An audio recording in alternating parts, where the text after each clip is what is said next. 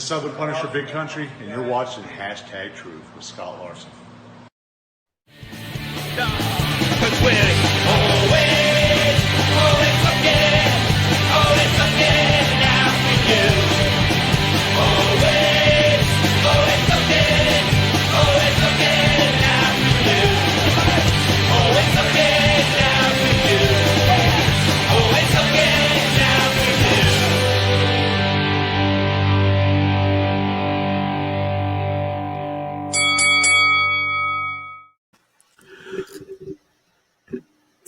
I can't believe I did that.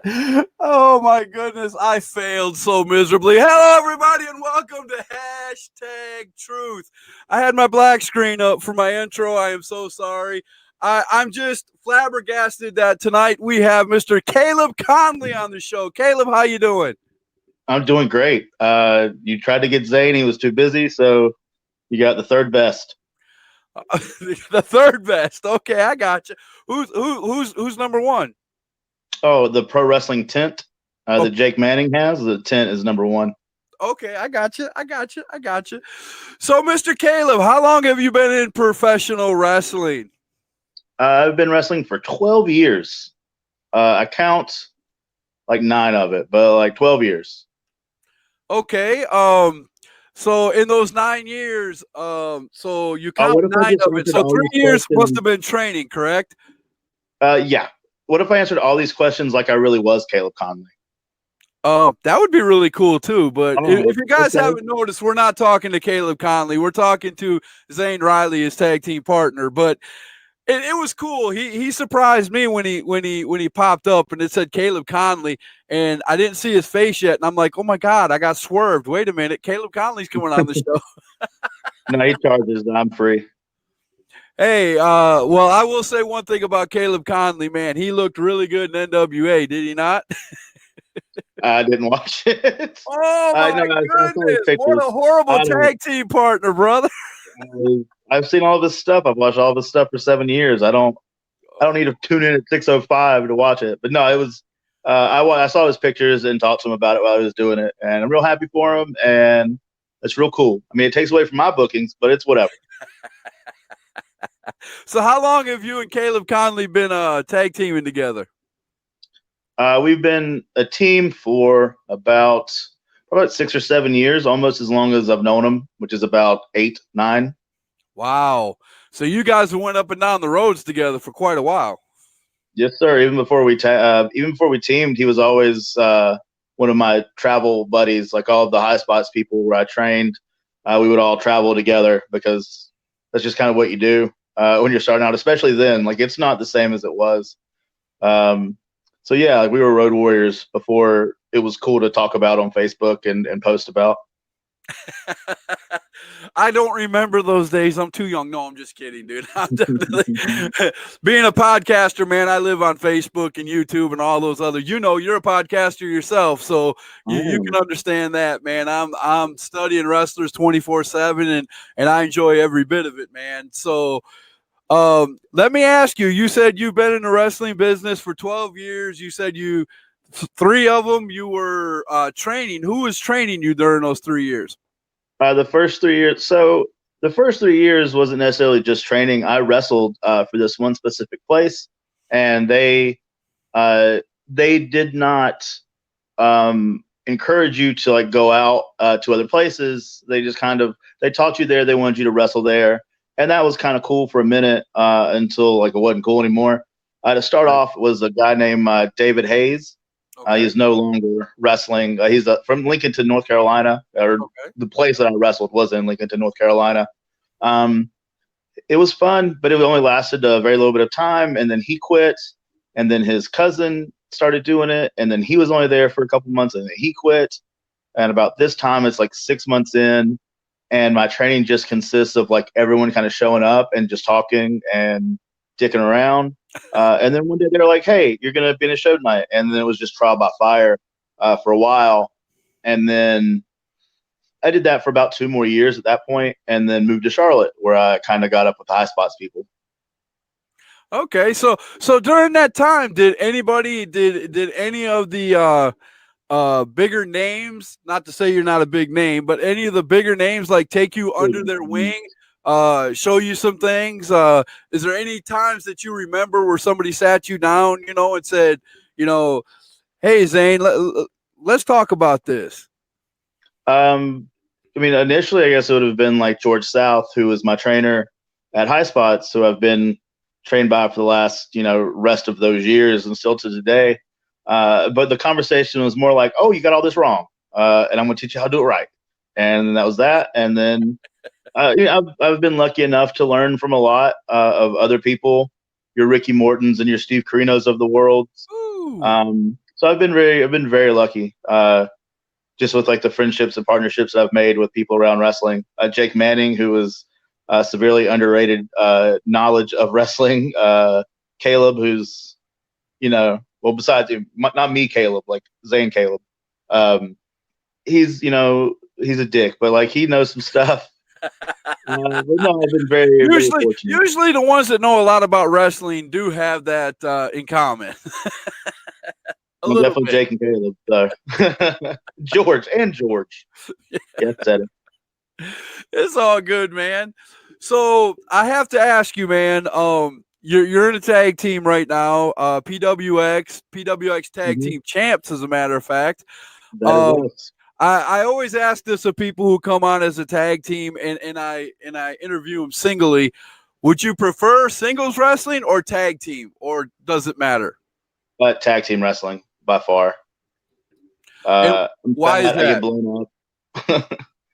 I'm fat. I get blown up. I can let him do all the cool stuff, and I just come in for the wins.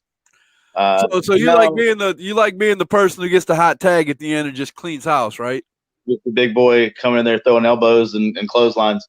No, I like tag team wrestling because it takes a certain type of psychology to be a good tag team wrestler, and I pride myself very much on my ability and understanding of psychology. And there's very few teams that do. There's very few teams that understand the psychology of a tag match, let alone a singles match. And I just like the challenge a little bit more. And then Caleb and I together are very creative as far as the way we see things. Like, I'm a big picture guy. He's a smaller detail guy. So what I lack, he makes up for, and what he lacks, I make up for. And we even each other out, where he can be maybe too serious or I could be too funny, and we just kind of like get those. We bring a different thing to the table that not a lot of teams are going to give you. Without a doubt, man. See, that's what I love, man. What you were saying is, a lot of people, younger people, I will say, in the industry don't understand the psychology of it. And it drives me crazy sometimes. You got bad guys who come in the ring, and I always say this, like one or two moves in, they forget they're bad guys. They want to get their moves in, and they forget that, they got to make the crowd mad. And I look and I'm like, no, I liked you. Now all of a sudden, like, I can't like you because you're not doing it right. I want to be a fan, but you're not letting me. And it's miserable like that because there are a lot of great, up and comers out there, but psychology is huge in wrestling, and unfortunately, not a lot of them get it. No, not at all. Some are just oblivious to it altogether. Now, are you more of an old school type tag team or the newer type? Let me ask you this question, and this will tell me everything. Do you guys do the hand slaps or the back slaps? We do both. It depends on how in control we are. If we're going fast, Caleb and I are a good hybrid of both. I mean, we were both trained in the Southern style, again with George South. So we know how to work a hold, and we know when to work a hold. We also know when it's time to turn it up and to get the more indie style, because you can't, like, I'm trying to think about how to say it. So, like, you can't just pigeonhole your style to one. Like, if I do a Southern show and I'm doing all this indie crap, if I'm in the middle of Georgia or Spartanburg, South Carolina, let's say that, that's a better. Down here by my neck of the woods. They're not going to care one bit about all my thigh slapping. They're not going to care about this. They're not going to care about that. But if I'm in like Philly, they're not going to care about grabbing a hold all the time. Nowadays, grabbing a hold is an ironic move, and it gets a huge pop. So it really just sort of it goes along with like reading the crowd and being able to understand what you need to give them and what they want, and not just doing it. Because if I go to Philly and I grab a hold, no one cares, and I just keep grabbing holds and tackle, drop down, get it again, they're gonna boo me out of the building. So I have to be able to improv. Exactly. I've gotta be able to do both. So I gotta clap hands and I gotta slap backs, and that's just that's how it goes. Luckily, Caleb and I have a good combination of all of those parts when it comes to our tag matches and just the way we think and the way we read crowds and the way we execute all of our stuff. So my only question with that is, what happens if you're the first ones out? What if you and your partner, let's say at PWX, are, and I know they travel, they don't stay in one place. What if you're somewhere in Alabama and you're the first people out there to wrestle? What do you do then? How do you read a crowd? You can tell how the crowd's going to react as soon as you walk through. We have as soon as you come through the curtain and how you get in the ring and just how the way they just look at you. You can kind of tell there, and we have two different paths we always have that we can go down. Like if we start a real quick, if we do just a regular lock up, tackle, drop down spot and they're eating it to death, then we're going to keep going that same maneuver. We're going to keep going a little slower style, and then we're going to appease to them that way. But if we get there and they don't really care, or they're popping more for the leapfrog aspect or the lucha reverse arm drag, like spot monkey types, right? A little bit, yeah. Like if you can kind of tell, even if it's just like a fancy arm drag or a nice bail out of the corner or whatever, you can kind of get it there. And we're still going to pepper in some of our moves, regardless if it's an indie move or a southern move. I mean, I think we kind of have both. So you kind of read it as you go. Like it's unfortunately that is the cross you bear, being the first guy out, which I love, mainly just because I'm ready to get done and get out of my gear and get to the merch table, start drinking. That's now the first team or the first singles, whatever. The first match lays the foundation for the rest of the show. So is that an aspect that you like also, or? Yeah, I do. Because also something that you don't really get in wrestling right now is people don't understand their place on the card. Everybody's going to go out there and just do a million moves and try to have the best match on the card. And that's not necessarily, I as a booker also don't write my shows that way. So it's important to kind of know your place. And now as a good booker, it is my job to put those pieces into place. So when those people do go out there, they shine the way that I want them to, or the way that I expect them to. Right. But you don't necessarily have to go out there and hit a million spots and do all the crazy stuff to have the best match of the night. I'm not saying I'm not going to go out there and have the best match of the night, because I'm going to try to. Right. But I'm not going to give a million miles worth of content. I'm going to go out there and I'm going to tell a solid story. I'm going to tell, agony and defeat and victory and all these things in there, and that's what I'm banking on. Right. I have some cool moves up my sleeve, and we'll do some cool spots, but I'm not out there to outshine the next person after me. I'm there to make them work.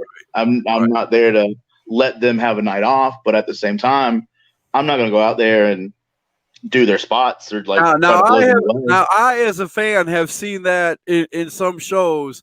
I've seen where the third match of the night was a ladder match, and a triple threat ladder match for the tag team championships hanging over and spot monkey galore, man. I mean, they did every move under the sun. They went through tables. They went through this. They went through that.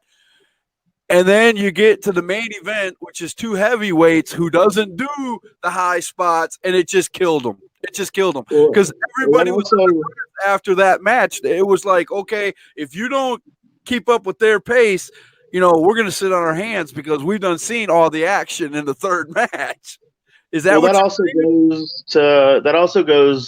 that puts a lot of blame on the booker, though. Like, the booker's an idiot for putting this ladder match third place with all these flippy boys. What do you expect them to do? There's a ladder there. Now, do you know what I just described, which is kind of funny? Did this happen? AEW's last pay-per-view. Oh, okay. Yeah. Hey, those are a different breed of people. But it's true. It's true. But yeah, no, I I get watched you. that match, and it was like, oh my god, oh my god, oh my gosh, oh my gosh, oh my gosh. And when it got to the two heavyweights at the end of the night, it was like, okay, if you're not at least gonna flip off the top rope, I'm not even interested. I done seen it all. You know what I'm saying? Yeah, of course. But I mean, again, that's on the booking, man. You can't. You know, you Right. should have I agree. got to foresee that kind of stuff. I agree. All right, let's get to some of the comments, man. Let's catch up a little bit on this. Kimberly Lovins, hey Kimberly, I know you're gonna have some great questions for Caleb Nice here, ears. and I did say Caleb. Dream match, who and where? Still left. Oh man. So I've had a couple. Like my dream match for a long time was Kikutaro. He's a Japanese comedy wrestler, and I wrestled him at WrestleCade year before last, I do believe. Another one, especially with Caleb, we wrestled the Young Bucks 2016 maybe, and it was real awesome. I guess still left. Tracy Smothers, I think, is one of the only people that I still really like that I want to wrestle. Dick Justice, who was a comedy wrestler up in upstate New York. Sexy Eddie is real rad to me right now. He might be out of Canada or just northern.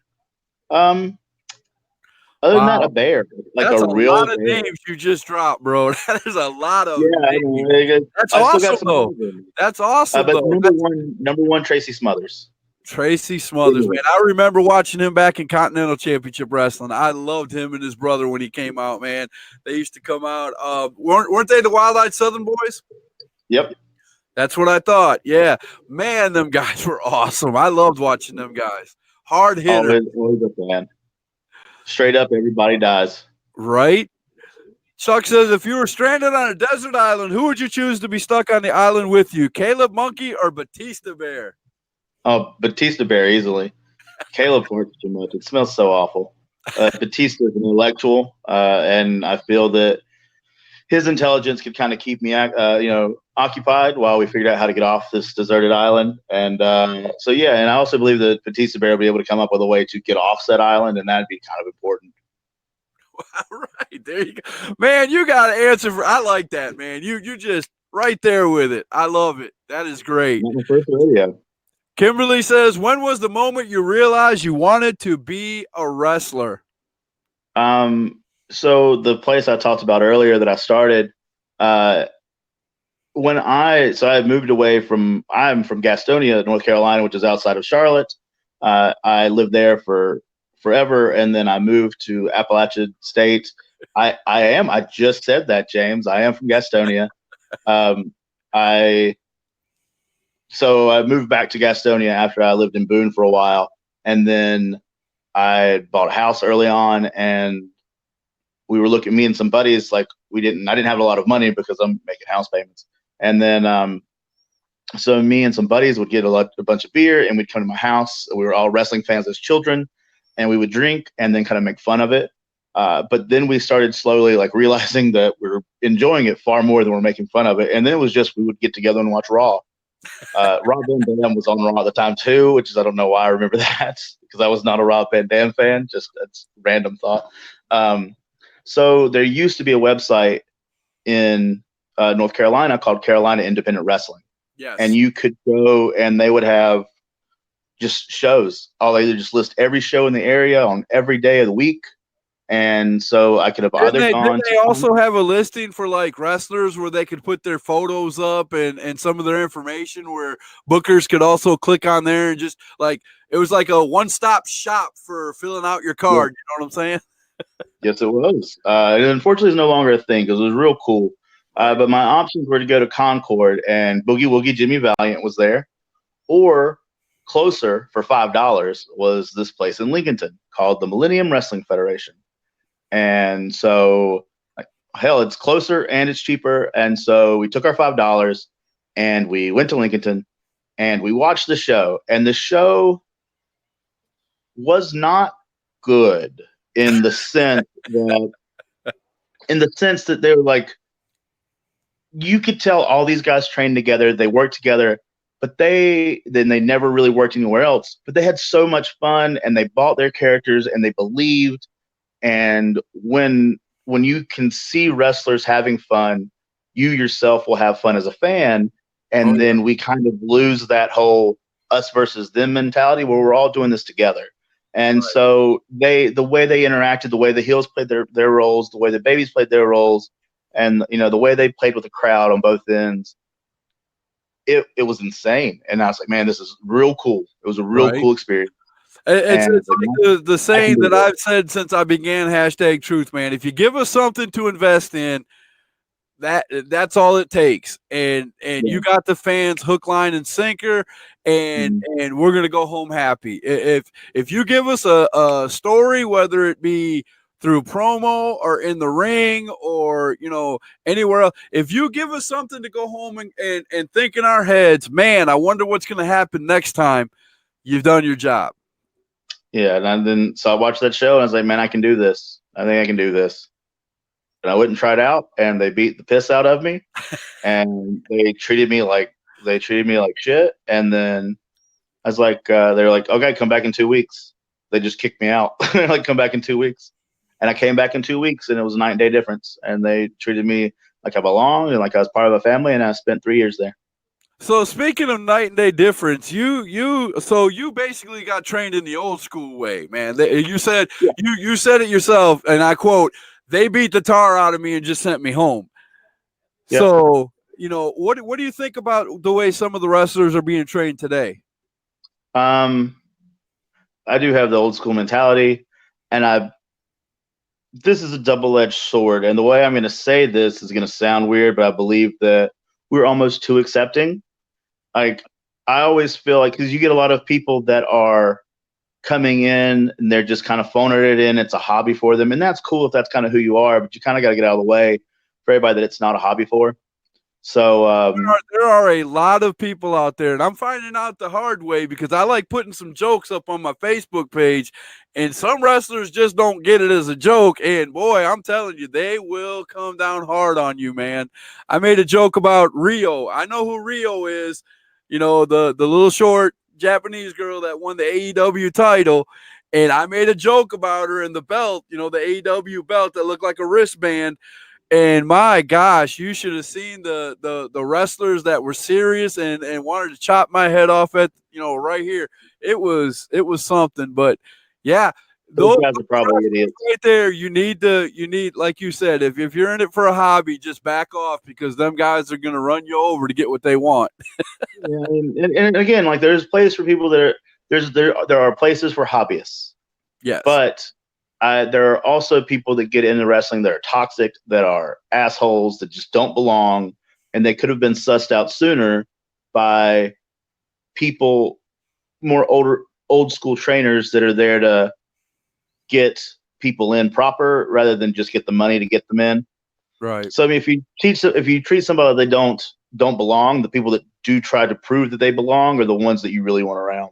I don't think we do that. So I have a question for you. Have you ever showed up to a wrestling match or to an organization and the booker said, "Hey, I want you to wrestle this guy," and you walked over, talked to him for 2 minutes, realized he was green as a tree leaf, and went, "Okay, this ain't gonna happen."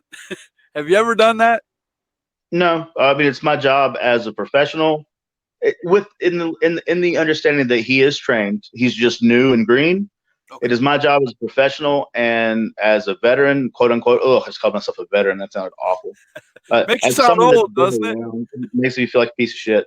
For someone that's been around for a while, it's my job to work with those people, to teach them, to make it easy on them. I mean, we're all nervous, as is, but it being one of your earlier matches, it's my job to make you feel at ease. And do I think that stuff will go awry? 100%. And do I have backup plans for that? Yes, I do. But it's if they're properly trained to some extent that I trust, then yeah, I mean, I'm going to help them out as much as I can. It's my job to. I can't just go out there and call my shot and pick my opponents because that's what people that don't belong do. Right. Okay. I like that answer, man, because I hate to say it, but I've come across some wrestlers that would have said, yeah, I wouldn't touch it. My health, my family, and they're not thinking with the mentality that you are, that you've got to train them. There's certain things you can do in the ring. I imagine you called the match if you would have came across a green person like that. You'd probably call the match, wouldn't you? I would ask them what they did and what their spots were, and what they felt comfortable doing, because I mean, I can't just assume what someone's character is and they go out there and just start calling everything for them, because then it's not fun. Right. If I was going to just do that, I'd be wrestling myself, and I could have just stayed home for that. I got right. I got you. So I'm going to do my best to make sure that the things they have get over and work. If it's something that I don't feel comfortable for them doing, like I'm not going to go out there and take a pile driver from somebody that just started. But like, if they have a couple of things they like to do or some ideas, then I will gladly help them figure those out, and we will do them. It's again part of the job, but I'm not going to put myself in danger. But at the same time, I'm not going to refuse to work with someone that just is where I was at one point. That's not fair. Now you've been in the business for 12 years. Have you ever thought of training anybody or getting into the training aspect of it? I do train. I do help with the High Spots kids. I help with Caleb's class a good bit. At High Spots we have 3 classes. We have a Tuesday with George South. We have a Wednesday with Caleb Conley, and then we have a Thursday with Jake Manning. And if Jake or Caleb can't do it, I'll run their class. Myself or James Drake will run their class. Or if we're asked to help out, I've done seminars for people, which I don't charge much for seminars because who the hell am I? But I do have a bunch of knowledge, and I can talk to people and get them to understand. I have a good teaching mind and method. So yeah, I do train. And then when come on, man, you're selling yourself short. 12 years, you got to know a little something. Oh man, there's guys that have been doing it for 30 years that are morons. Yeah, granted, that makes sense. I mean, that's logical, but 12 years, you are going to know a little. I do know. I know a thing or two. I know how to lock up, and that's about all. But after when wrestling kind of dies down a little bit, training is definitely still something that I can do. There you go. Kimberly wants to know, have you ever had any serious injuries in the ring? I've been very lucky. I have not had anything like overly crazy. The worst thing I think has ever happened to me was I was charging a person, and they were going to give me the low bridge. And as I'm jumping to catch the rope and take myself out, as they fell, they let go of the rope. So basically, I just suicide dive right through the ropes down to the floor, land on my hands, and like really hurt my wrists really bad. Ooh. Like I didn't break anything. I just tore some stuff. And so that sucked a lot. So your hands broke your fall is what you're saying. Yeah. And then so did part of my face. And then so it's funny because I was laying there and like the ref's checking on me. He's like, "Are you okay?" I'm like, "Absolutely not." And he's like, "You want me to cancel? You want me to call this match?" I was like, "I really do, but don't do it yet. Hold on." And then so I sit there for a minute, and this lady at the front row goes, "Oh, get up, you sissy." And I was like, "Oh, okay. Are you serious?" I was like, "All right." And her husband goes, "I really think he's hurt." And I go, "I really am." But I got up and I finished the match, albeit very badly. But I finished, and so that was a thing. And then actually, it's funny, ironically enough, because also my name is Caleb Conley, as you can see. Right. He and I wrestled at Pro Wrestling Revolver in Des Moines, Iowa this past Friday. Okay. And we wrestled a dude that one of his moves is he gives his opponent the Alabama Slam, which is like, I guess it'd be like the old Hardcore Holly finisher. Right. And slams him to the mat. Well, he also does a spot with tag teams where he just Alabama slams one guy onto the other, like their teammates. Ow. And I wasn't going to get up for that, so I let him Alabama slam Caleb on top of me. And we're in the back and we're talking about it. I go, "Caleb, I know somehow you're going to manage to elbow me in the face. Please keep your arms in." He's like, "I got it, man. Shut up." Da, da, da, da. And we go out there, and sure enough, he Alabama slams him on me, and Caleb puts his elbows out and just blows my nose apart. And I'm pouring blood the rest of the match, just blood everywhere. Wow. So yeah. So after Still all that, did you at least win the match? Yes, we did. Yes, we did. Good. At least you got the win out of it. Importantly enough, I got paid, and that's what was the real. Yeah, And we sold some T-shirts at an intermission. Oh wow. Stephen Fry wants to know who is some talent you'd like to have in the Revolt. So you'll see some pictures come out soon of the promo shots we took at Revolver, and Tessa Blanchard hops in because she has matching gear. She's in camo and red. So we put Tessa Blanchard in there, and so we think that's going to blow up. But not that Tessa is anyway in the Revolt, but it'll be funny to drop and let people see. I would love to see that. I'm just saying, I would love to see Tessa Blanchard in the Revolt.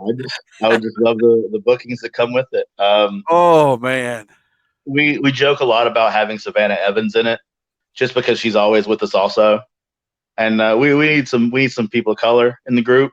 right. We used to have Darius Lockhart, and now it's just two white dudes, and the message gets a little bit skewed when you're trying to be real woke folk and get our leftist liberal ideas across. So we kind of need to get some non-cis straight white men in the group.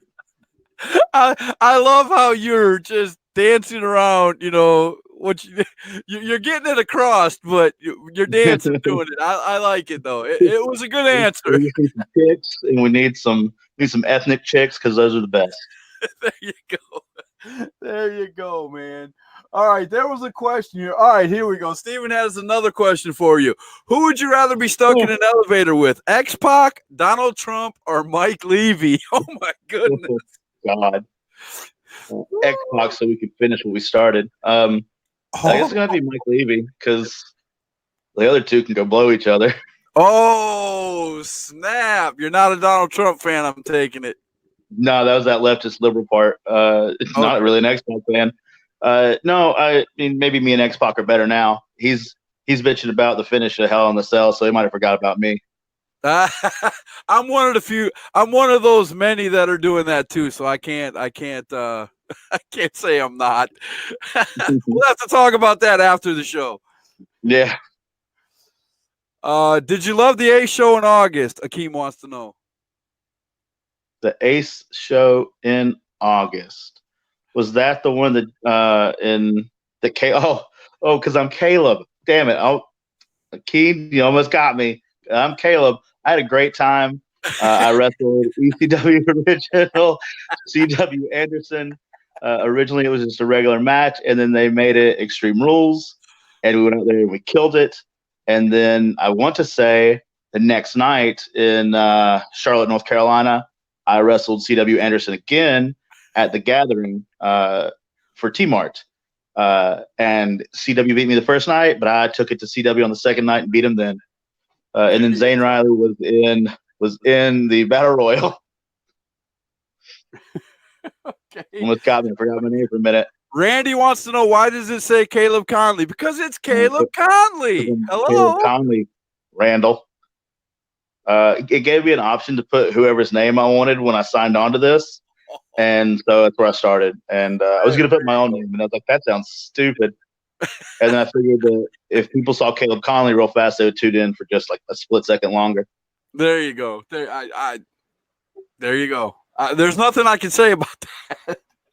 Oh, here's trying to help you out. You know what? I'm gonna make Kimberly Lovins my sidekick, my co-host, because on #Truth, she comes up with some pretty good ones. If you was in charge of WWE, who's getting fired first? Shit, who works there? Man, I think I'm trying to figure out who I don't like. I think WWE's got it pretty well.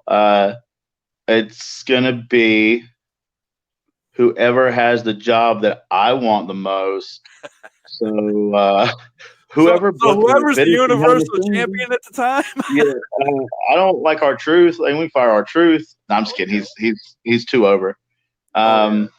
Shoot. Someone tell me something that sucks on there. I would fire the Revival so they could go to AEW. How about that for a political and answer? you wouldn't even get in trouble for doing it because that's what they want to do anyway. So there Yeah, you go. there you go. There you go. There And you I can still be cool with them. Ha. Chuck wants to know what's the most indie-tastic thing that you've ever seen. The new thing is everybody in jeans and boots is the new indie thing. Anything involving a Canadian destroyer is definitely indie. Ricky Morton doing a Canadian destroyer on Chase Owens from the New Japan stuff a couple weekends ago. That's the most indie-tastic right now. Wow. Nice. Nice. Yeah, I love all of those guys. So yeah, let them. Richard said, "Amen. I'm a fan of Caleb now." About time.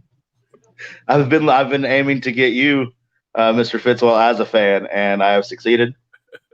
Richie said, "Zane, who's Zane? Zane is such a great talent. A lot of fun to be around." I love when Richie's on shows. We do the Strawberry Festival together, and he's always just a real cool dude. He was at some of the earlier shows that I started doing when I was first doing Independence. And I just always remember like him being there and being super positive and always just been a guy that was like always cool to work with. And like, even when I would want to do jokey, silly stuff at some of these shows, him being a guy that's been around far longer than me, he had no issues doing. So I've always been a huge GI fan. No doubt. No Him doubt. and his partner. He was on #Truth, and I loved every bit of that interview, man. I'm going to tell you, I was enthralled the whole time he was on. And his new thing that he's doing with the Wrestling with Jesus thing, where they went to like the Philippines and stuff. Wrestling with Christ, yes. You know, that's real cool too. And I'm glad he's doing something that is fulfilling for a lot of people. So him, Dylan Dollar, and all of them guys, man, they're doing something really special there. I agree. Stephen Fry wants to know White Claw or PBR. It depends on who you get a call. You're talking to Caleb Conley, so it's White Claw. But if you're talking to Zane, it's still White Claw, man. Like, guys, like all the boys drink White Claws now. Only the marks drink the PBRs anymore. I still get down with PBRs, but me and Caleb are big on, or me and Zane are big on White Claw right now, until they're gone because they're disappearing everywhere. Steven said the battle royal from the timekeeper's table. There's a story there because I don't understand what he's saying. Caleb and I, so we used to do this show on YouTube called Zane and Caleb Put Over the World, and we were we did this show for a long time. And they're like 5 or 6 minute like sketch videos that ended up with us like talking about the show we were getting ready to do that weekend. Well, we kind of stopped doing it. We made a movie. You can find it on YouTube. It's free. Zane and Caleb Put Over the Movie. Adult language, but everything else is fine. So we stopped doing them, and then he and I we do these things called SuperCon and GalaxyCon. They're these large comic book conventions. I know. And we were in Miami, and we were talking about like he and I are petitioning real hard to wrestle the American males right now. So we just started like taking stupid videos and pictures and like tagging Buff and Scotty Riggs in them.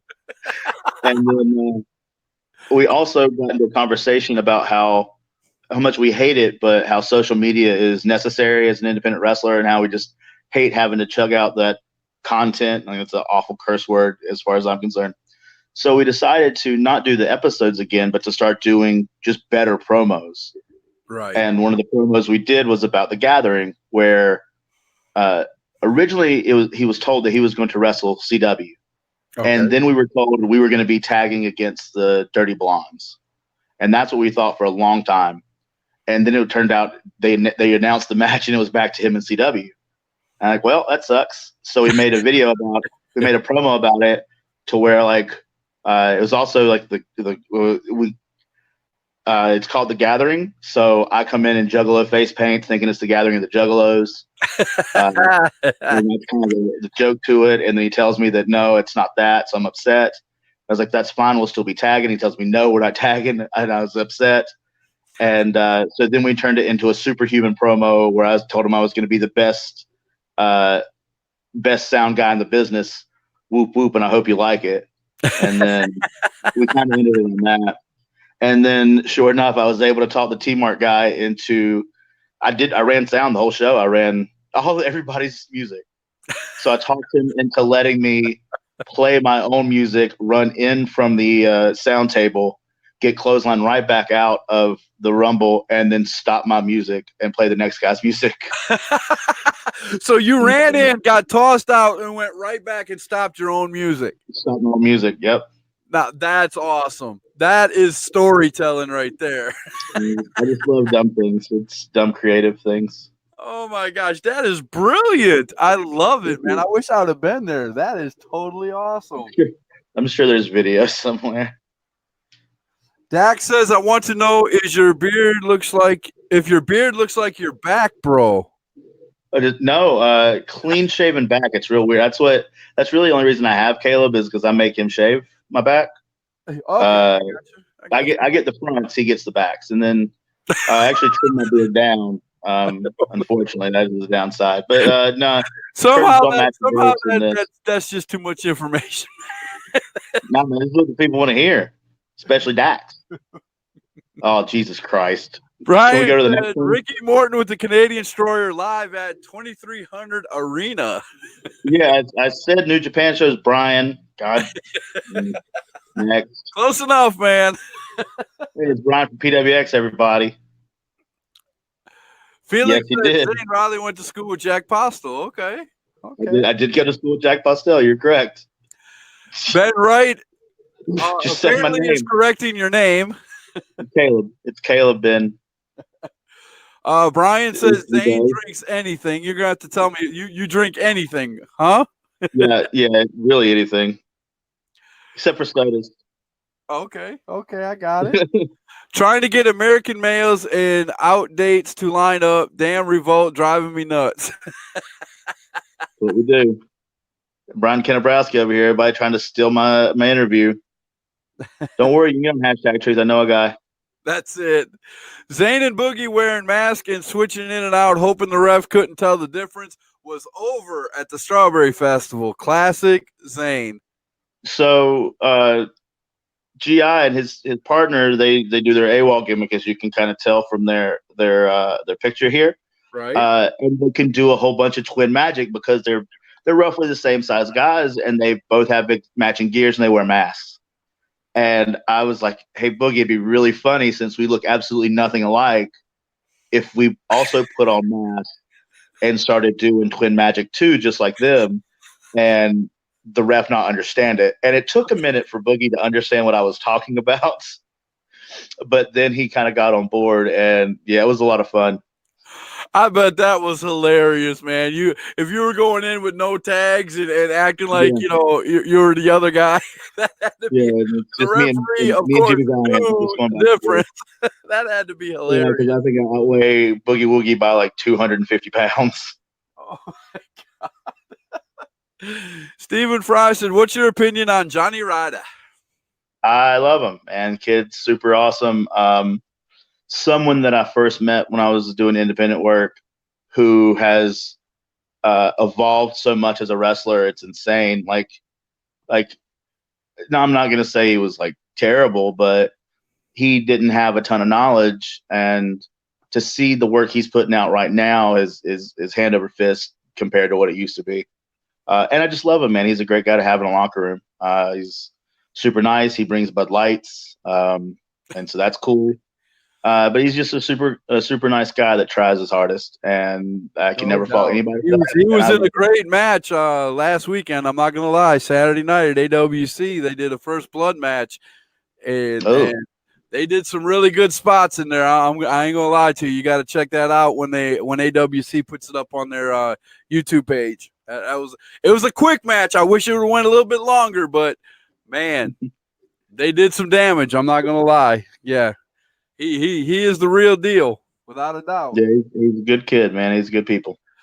So let me ask you, man. You're at PWX. Brian Branikowski is on here right now.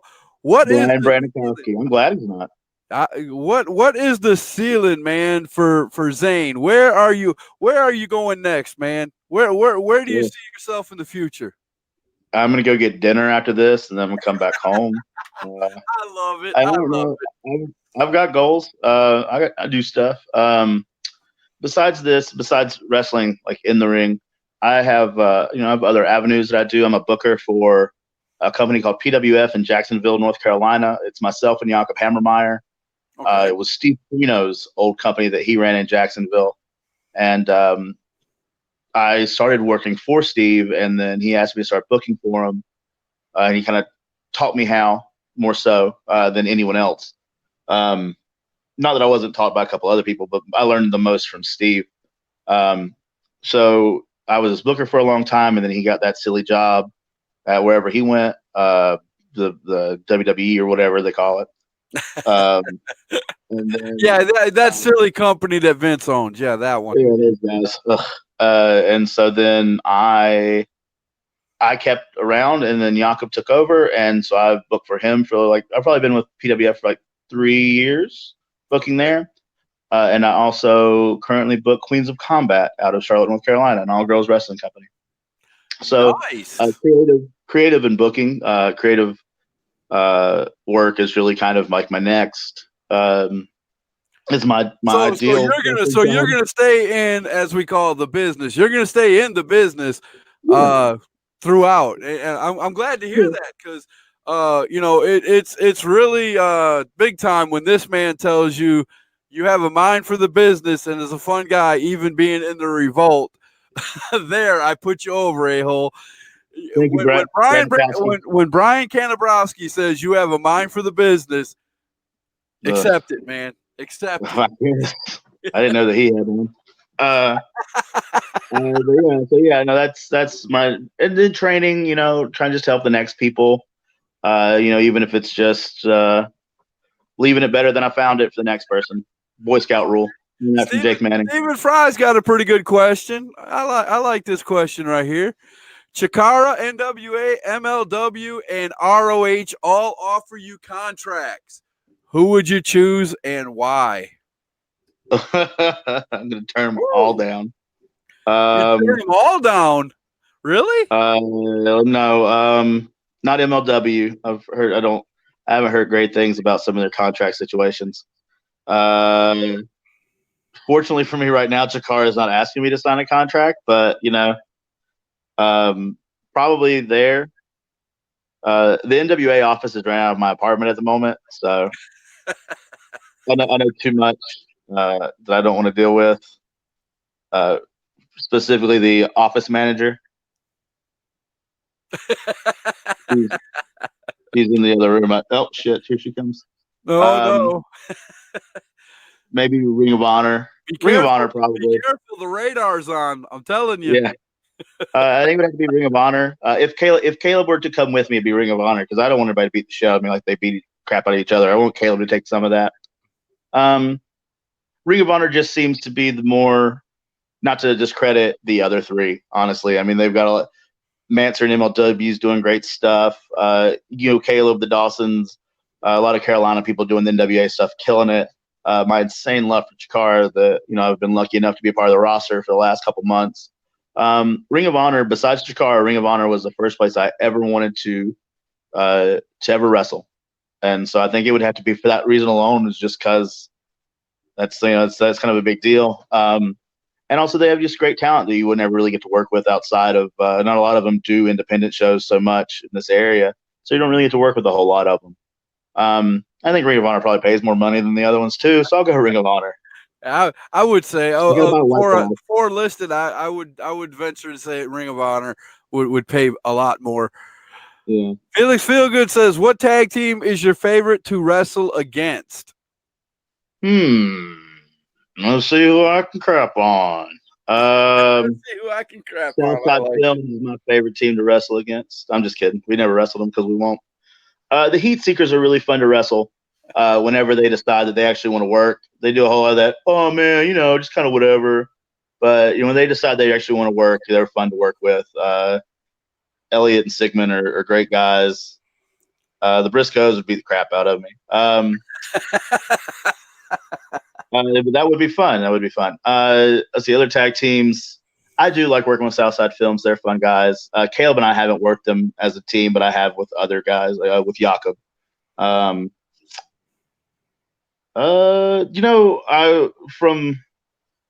Since it just happened, we wrestled with John Schuyler and Ethan Case, and there's two creative guys. The first couple matches we had, I was never really that happy with. They just kind of were what they were, and we were glad to be done with them. But this last one we had at Cabarrus Brewing, man, was like, it was on a different level, like creatively and just the way we pulled stuff off. And it sucks that our very last match with them is the best one we had. But with what we did, I kind of feel like if we were to do that elsewhere, we could get that type of passion and stuff again. So that's a good team to work with. I think John Schuyler is, a lot of people think of what they want about him. I mean, he is kind of a prick to a lot of people, and like he can come off wrong to some people, but I've known John for basically my whole time here, and he and I are good friends. Again, I know a lot of wrestlers who come off like that, but they are very knowledgeable in the ring, man. Like I'll admit that John is dick, but like I've grown accustomed to his dickness. But no, I think John is an insanely intelligent mind, and so for sure, anytime I get to work with him is great. Caleb and I wrestled the Great Outdoors, which is Jake Manning and Grizzly Redwood, which was just so much fun, and we could wrestle them every day. Tent was there. You got to have Tent, though. They got to have all of them together. But yeah, I think those are going to be the biggest ones. Schuyler and Case, and then Jake and Grizzly, Southside Films. Brett West said, Zane is the man, super knowledgeable, and has definitely helped me. I did the job for him. Put him over real nice. How you doing, Melanie? Welcome to Hashtag Truth. Hope you're having a good time as we are interviewing Caleb Conley. You're only 50 minutes late. Right? 51 minutes and 48 seconds late. Only. All right, well, we're at that part of the show where it's my favorite time. We're going to do name drop.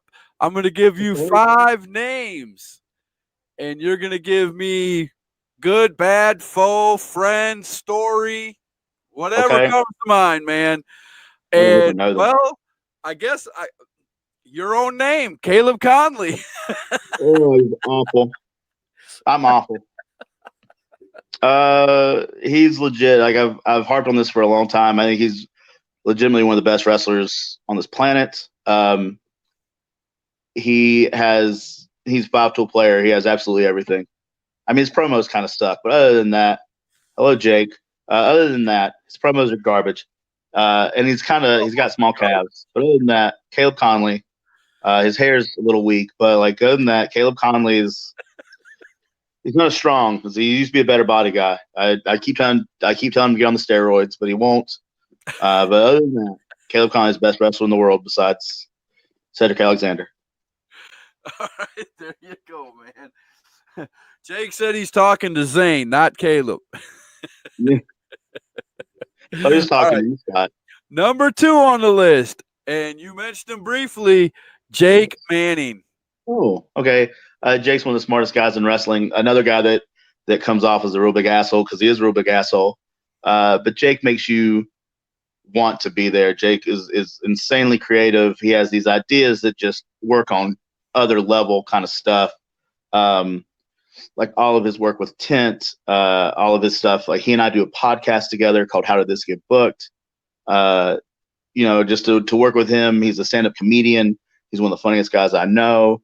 Definitely someone to check out. And if we want to talk about stories, yes, I tell people the first time I ever met Jake was one of the meanest people to me ever. I've known Jake for just as long as I've known Caleb, but Jake hated my guts for the first 2 years. One of my first trainings, I invited some of the trainees out. And at the time, there wasn't many of us. It was like me, Caleb, Cedric Alexander, Lady Tapa, who was in TNA for a little while, Barbarian's niece, and a couple other kids. Like Tessa Blanchard was there, but I don't know if she was there at this time. But we'd all go out to drink afterwards, and every time you're dropping some pretty big names. You do realize that, right? I love that I'm the least successful person out of my training class. It's great. So we would always go out, and I would always ask Jake to go out with us. And every single week he would yell at me. And I'm like, I don't ever go out with you. Will you stop asking me? I'm like, no, I'm too nice. And then like 2 years later, he and I are like best friends. So yeah, big Jake man was. Nothing wrong with that at all. That's a way to build a friendship, though, especially in wrestling, man. When you hate each other, it's good. The best rivalries usually end up the best friends in wrestling. You ever realize that? Yeah. Just kind of weird. All right, number 3 on the list, MWF. Oh, MWF, I wouldn't be who I am today without him, mainly because I wouldn't have ever gotten into wrestling. It was a great group of guys to work with. They still run today. I'm actually helping one of the guys that I wrestled with get his daughter ready to wrestle, which is cool. And she's like 14, 15. She's wanting to get into it. You know, she's trying to get knowledge from everywhere. So that's cool. You can actually find, I believe it's on Hulu. When I was there, the guy whose daughter I'm helping to start train, his cousin is like an independent filmmaker. So there is a movie on Hulu called Fake It So Real that you can watch and that I am in. It is a hour and a half or so documentary.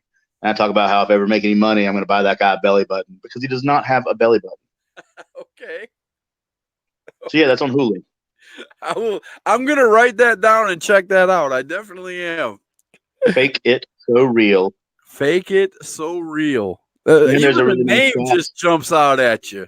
There's a nice sped up shot of me putting an entire wrestling ring together by myself. It just the name of it does not sound like it has anything to do with wrestling. I'm just saying. I'm just saying. Name number 4, and I know you love this guy to death, Brian Kanabrowski. I really don't. He pays me. He pays you. I had to pile drive him. No, Caleb pile drived him. No, I don't even get any good things to say about him. Nothing good at all. Brian does what he does. He's an idiot, but he tries real hard. He's really taken this PWX company on his back, and he's done the best that he can with it, given his limited wrestling knowledge that he had coming in, which is not an insult. I don't mean that in an insulting way. Like when he came in, he was just buying front row tickets and watching the show. And then one day he bought a wrestling company, but he stuck with it. And he's a fine promoter. He tries his best. He brings in all this talent for all these people. He gives a lot of people that deserve shots jobs. So I can't fault him for that. He used to buy drinks every time we went out to eat, but now he doesn't even call anymore. But all of that, Brian is one of the better promoters you can work for. I would definitely agree. I have not had a wrestler come on #truth and not say, of course you wrestle for PWX. So the guys the guys that I'm interviewing that are, for a lack of better term, greener than you, all say when I ask them, what is their future at PWX, Brian is always their answer, man. Always their answer. Don't do it. Run away. It's not worth it. All right, man. Name number 5, the last name, Mr. George South. Oh, man, we didn't get an X-Pac in here at all. George is the best. George South. No, I don't want to. X-Pac. I've got a studio review coming out through High Spot soon with Mance Warner, where we talk about X-Pac. Check that out. Okay. The story gets told best. Caleb is so much more angry at X-Pac than I am, and I'm the one that should be mad. But again, so George South. I owe everything to who I am today through George. I mean, he taught me what I was missing, but I didn't know. And I went in knowing that I didn't have the proper knowledge. I knew that I had some stuff down, and I knew a little bit here and there. But I came in knowing that I wanted to get better and telling George, I know how to bump, but I want to get better. And George took that, and he did everything he could for me and with me. He was putting me on shows left and right. And I know George hates my style of wrestling, but he has never let that come in between him giving, just dropping all sorts of knowledge on me, or always helping me get some crappy show on the side whenever I didn't have anything. And, he's always there for positivity. And, just I couldn't say enough good things about George South. I love him to death. Oh, man. Well, I'll tell you what, our hour is up, my friend, Mr. Caleb Conley. But I enjoyed every minute of this. I wish all my interviews were as smooth as this, man. I mean, I barely had to ask the question, and you talked for 20 minutes. I think that's awesome, man. And you gave great answers. You gave great answers. You kept everything going. We went through everything that was on the sidebar here. I think you've had a little bit of practice at doing this, man. I can tell. A little. What's once that? Or twice. I've done this once or twice. Yeah, I can see that, man. Well, come back to Hashtag Truth anytime, man. You or your partner Zane can come to Hashtag Truth anytime you want, man. Bring the revolt with you. Bring everybody, whoever joins the revolt, bring them with you. Tessa Blanchard, he's coming. There you go, man. I love it. Man, you guys got to see this guy. Before you leave, tell everybody where Caleb Conley is going to be in the near future, man. Let us know. Shoot, I wish I knew his schedule now. I'd tell you all these cool shows coming up. Unfortunately, I have to tell you Zane Riley's schedule. Zane Riley's schedule is this weekend. He and Jake Manning will be at Ronin in Miami, Florida. We will be taking on Joey Ryan and Gangrel. There's a secret show that I'll be a part of on Sunday. You'll have to see where I pop up. But there's a lot of cool stuff going on. We've got Queens of Combat coming up, PWF out of Hubert, North Carolina. Check that out. More Chikara stuff, more PWX stuff. You darn right, Chuck. And you can find me in a lot of places. All my social medias are usually around Zane Riley. My wrestling name is my real name because I'm not creative. And you can find me on my 2 podcasts. One is How Did This Get Booked with Jake Manning, where he and I sit down with a comedian that has never watched wrestling. And we make them watch bad stuff or good stuff, and we see what they think, and we just have big conversations about it. Like we just did. I'm definitely going to check that out. It's got to be better than what WWE Network did when they took NXT off of the network and they put on there. And Chuck will tell you all about this better than I can. You watch the show of wrestlers watching NXT and you see their reactions. That's the show they replaced NXT with. Cool. You can find my other podcast, Extra Talented, a wrestling podcast, where I, as someone that did extra talent work, interview other people that did extra talent work for the WWE, and we talk about what it was like, what they did, catering, stories about Vince McMahon, and then we talk about what makes those people outside of the ring. So you can find me at all of those fun places. Man, that is a mouthful, and I'm definitely going to check out all of them because I just like wrestling that much. I just want to see these comedians' reactions to the good and the bad. I want to see if the comedians can pick whether the wrestling is good or bad. That's what I want to see.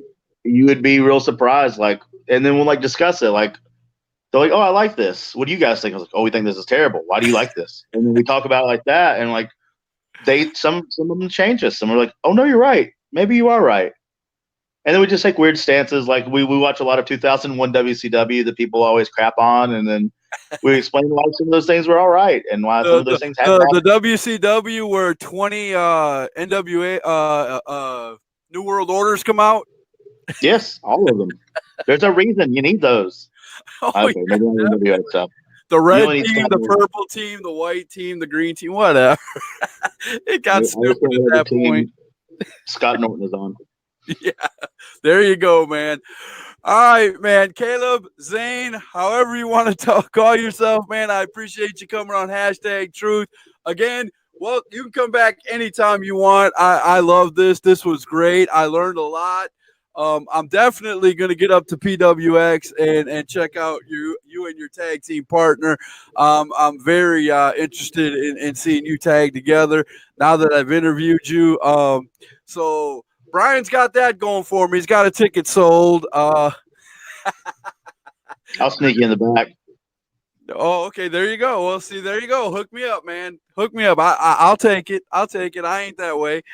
All right, man. You guys got to check out these guys. One half of the Revolt. This is Zane Riley, one and only, and he's really funny. You got to check him out on YouTube. And that right there is the hashtag truth. We'll see you guys later.